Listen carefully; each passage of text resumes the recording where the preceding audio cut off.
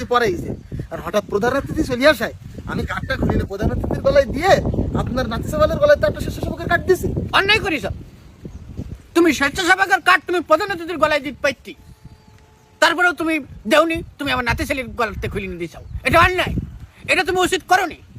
তো আপনার মনে হয় ভুল আছে, প্রধান অতিথির গলায় কি স্বেচ্ছাসেবকের কার্ড দেওয়া যায়? দেওয়া যায়, কার্য খাতিরে দিতে হয়। এই জন্য তো তোমার চাকরি নয় আকারে নট হয়ে গেছে, চলে যাও। তো তাহলে শুধু এই দোষের কারণে আমার চাকরিতে নট করে দেবেন? দোষ আরো আছে তোমার, আমি পুরোনো কথা বলতে চাচ্ছি না। আগের দিন আমার নাতি ছেলেটা গেল, তুমি তার দেখি তুমি সালাম দাওনি, তোমার সালাম দেওয়া উচিত ছিল না?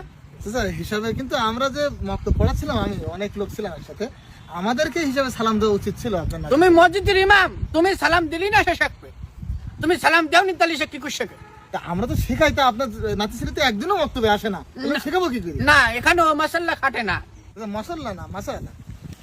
এই হইলু মাসাল্লাহ, তুমি এই যে কথায় কথায় যে খুঁট ধরো, এটাও তোমার একটা দোষ। আমি পুরোনো কথা আমি টাইনি তুলতে চাচ্ছি না। আগের দিন আমার যে বাজারটা, আমি বললাম ইমাম সাহেব আমার বাজারটা একটু বাড়ি পর্যন্ত তুমি একটু দিয়ে আসেন 12টার আগে। তুমি কি করলি?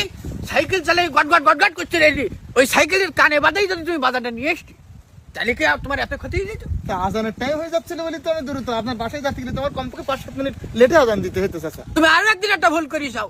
তোমার আমি বললি যে খোকা আমার মাঠে মেশিন চলতেছে, মেশিনটা তুমি একটু বন্ধ করে দিয়েছো। ওই মেশিন সবাই বন্ধ করতে পারে না, তোমার তুমি দেখাই দিয়েছি কিভাবে বন্ধ করতে হয়। মেশিন হচ্ছে চাইনা মেশিন DM95, এই মেশিন অত্র এলাকার কারণ নেই, মেশিনটা যদি নষ্ট হয়ে যেত। চাচা তা আমি মসজিদের কাজ সামলাবো নাকি মাঠে ঘাটে গিয়ে মেশিন বন্ধ করবো বলেন দিন?